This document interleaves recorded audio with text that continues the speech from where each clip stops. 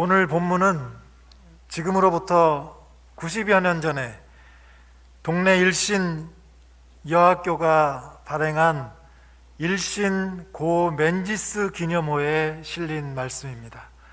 그 사진 보여주시죠.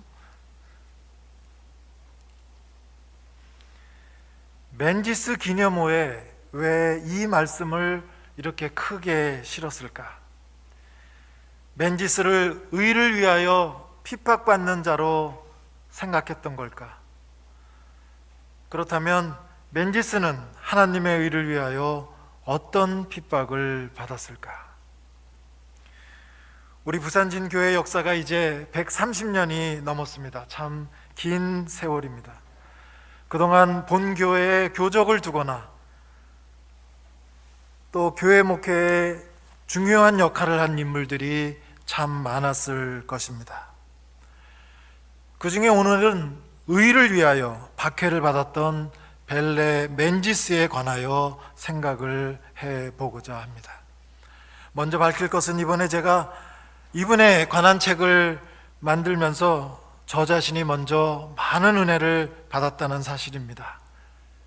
그녀가 매 순간 살아서 저와 대화한다는 느낌을 받았습니다.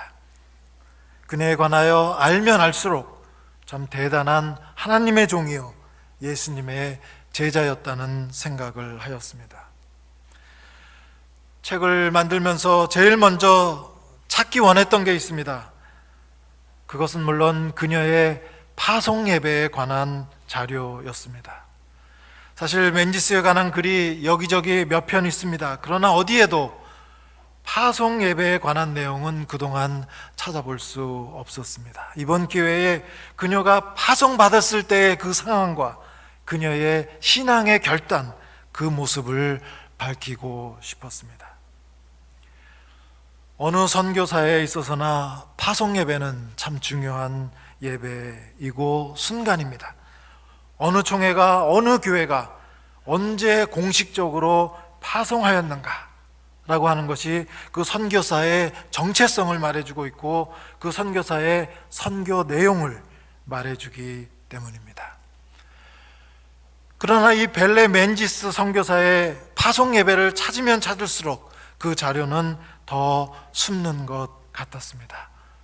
그리고 마침내 130년 전 발라렛의 한 지역 신문에 그녀의 파송식에 관한 기사를 찾을 수 있었습니다. 참 연구자에게는 가슴 떨리는 그런 순간입니다.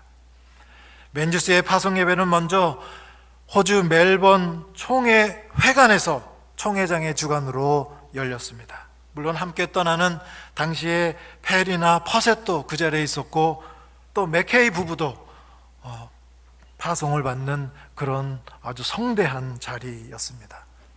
빅토리아 장로교회의 한국 선교 관심이 얼마나 지대하였는가 보여주는 그런 예배였습니다. 그리고 며칠 후에 맨지스는 본인의 고향 발라렛에서 그곳에 있는 에베네저 교회에서 그녀만을 위한 송별 예식이 있었습니다. 총회의 파송 예배는 공식 파송식이라고 한다면 에베네저 교회에서의 환송식은 가장 친밀하고 사적인 그런 예배였습니다. 그동안 맨지스와 함께 일했던 주일학교 선생들, 동료들, 또 친구들, 또 맨지스의 어머니, 가족들이 함께 모인 그런 자리였습니다. 그리고 그들은 알고 있었습니다.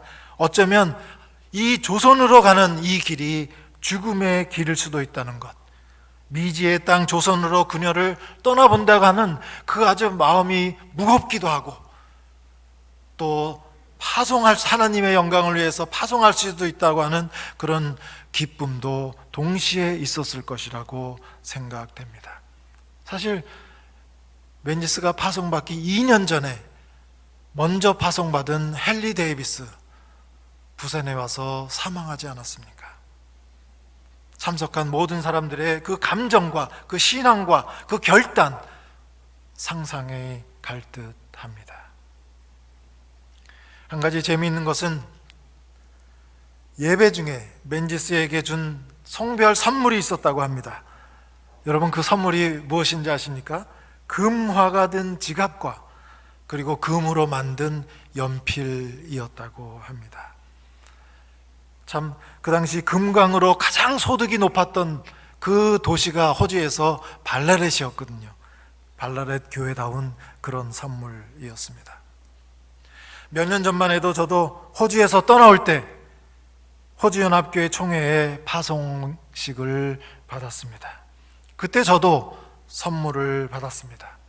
제가 있던 지역이 파라마타 네피안 노예 구역이었는데 그 파라마타에 큰 그 파라마타 리버 강이 있었습니다.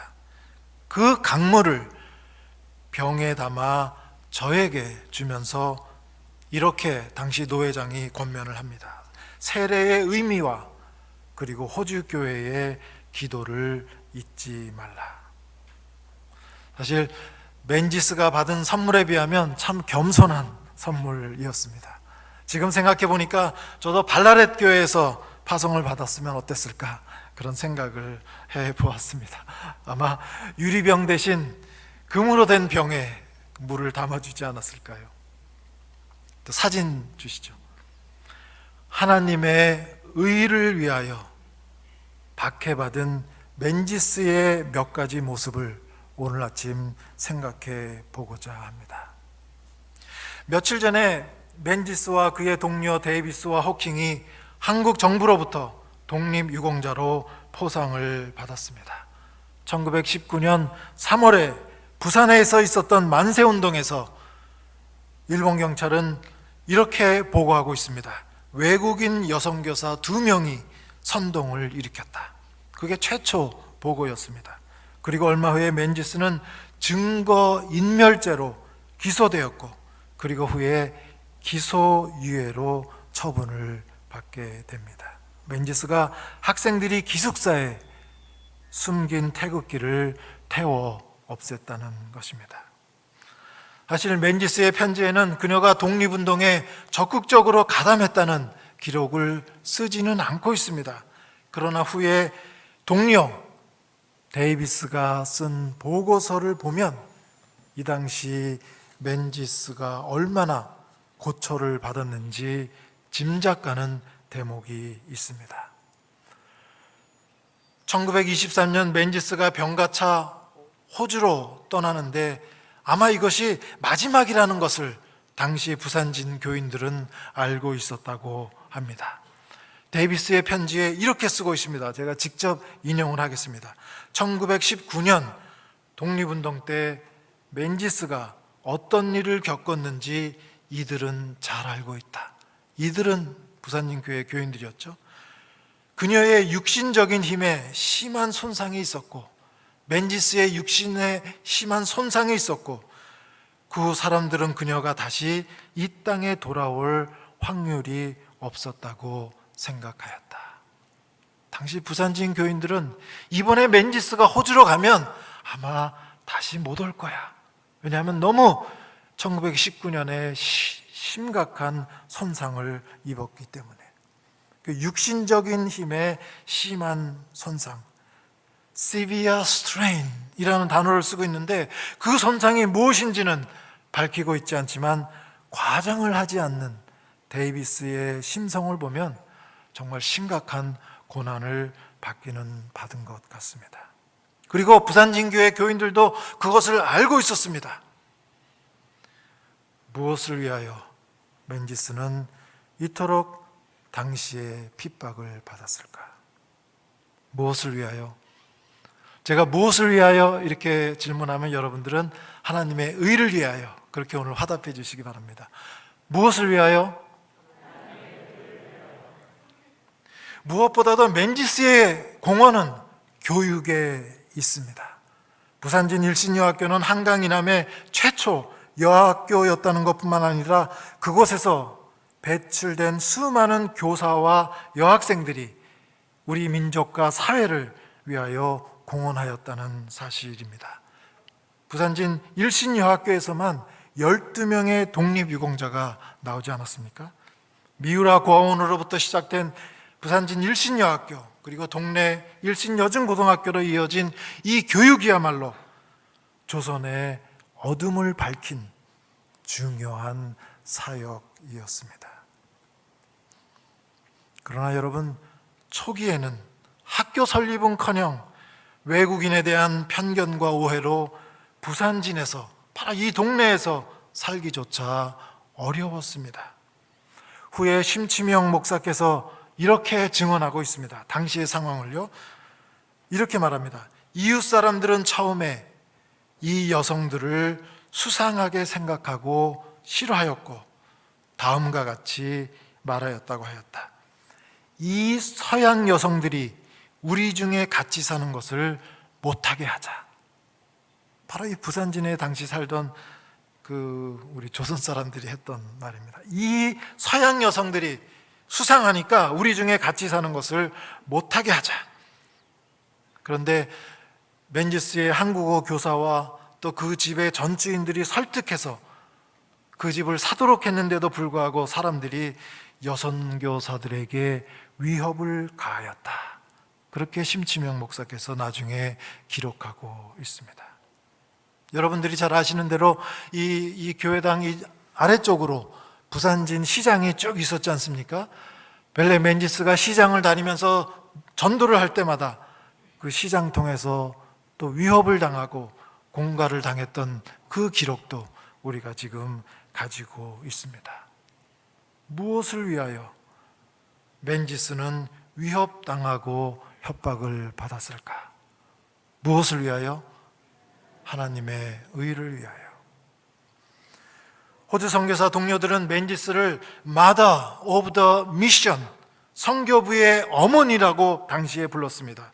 멘지스 이후에 온 호주 선교사들은 부산에 부임을 하면, 이 언덕바지에 올라오면 을에 일신여학교를 찾았고 멘지스를 만나 인사를 했다고 합니다. 그리고 그녀의 조언을 들었습니다. 멘지스는 호주에서 말로만 듣던 대선배였던 것입니다. 함께 일하는 동료들에게 존경과 선망의 대상이었다는 것은 그녀가 무엇을 하였다는 것보다 어떤 인격이었는가를 잘 증언해 주고 있습니다. 그러나 처음부터 동료들과의 관계가 좋았던 것은 아니었던 것 같습니다. 특히 남성 선교사들과, 그 중에서도 앤드류 아담슨과는 큰 어려움을 겪었고 그것으로 인하여 많은 심적인 고통을 겪었은 것으로 보입니다. 그러나 조선의 어둠을 밝히고 남녀 평등을 위해서, 조선의 여성들의 교육을 위해서 멘지스는 굽히지 않았습니다. 무엇을 위하여 멘지스는 핍박을 당하고 욕을 먹고 악한 말을 들었을까요? 무엇을 위해서? 하나님의 의를 위하여. 이제 멘지스 영구에 관한 앞으로의 과제가 우리 앞에 있습니다. 이번에 책을 준비하면서 가장 아쉬웠던 점은 멘지스의 초기 편지를 아직도 찾지 못하였다는 것입니다. 그녀가 당시에 130년 전에 쓴 손편지가 아직 어디엔가는 남아있을 수 있습니다. 또 초기의 편지나 보고서도 더 찾아야 할 것입니다. 왕길지의 선교사의 일기만큼이나 중요한 멘지스의 문서를 찾는 작업, 이 작업은 부산진 교회의 시급하고도 우선적인 과제입니다. 이번에 하나 찾은 것이 있습니다. 멘지스가 당시에 쓰던 성경책을 찾았습니다. 그 성경을 보면 맨 성경 이 겉 뚜껑에 BM이라고 크게 찍혀져 있는 성경입니다. BM은 벨레 멘지스의 약자지요. 그런 것처럼 어디엔가 멘지스가 당시에 편지를 써서 호주로 보낸 그런 기록들을 찾을 수가 있고 숨어 있을 수가 있습니다. 두 번째로 한국교회 역사에 그녀에 관한 이야기를 좀 더 적극적으로 알리는 과제가 있습니다. 사실 멘지스라는 이름은 부산진 교회에는 매우 소중한 이름이지만 한국 교회는 맨지스를 잘 알지 못합니다. 한국의 첫 호주인 여성 교사로, 그리고 이제는 첫 호주인 독립유공자로 더 널리 알려져야 합니다. 맨지스는 교회 역사에서뿐만 아니라 한국의 교육 역사, 독립운동 역사에도 굉장히 중요한 인물인 것입니다. 그러나 정작 맨지스는 이름도 빛도 없이 선교를 했습니다. 심지어 부산진교회 당회록에도 자신의 이름 석자 하나 남기지 않고 맨지스는 한국을 떠났습니다.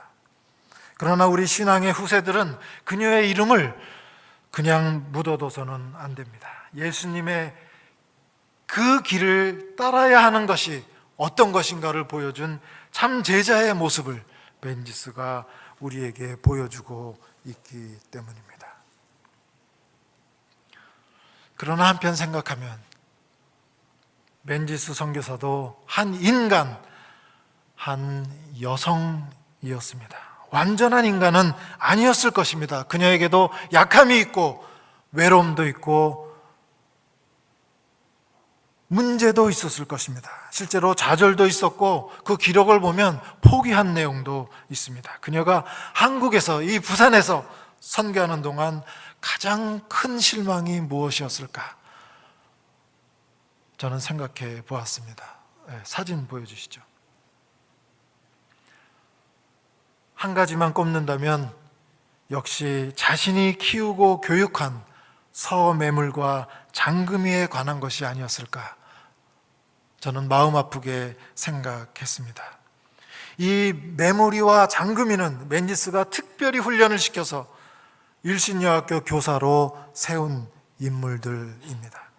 맨지스는 이 둘을 키우고 공부시킨 것은 물론 당시에 평양에까지 보내서 교사 자격증을 취득하게 합니다.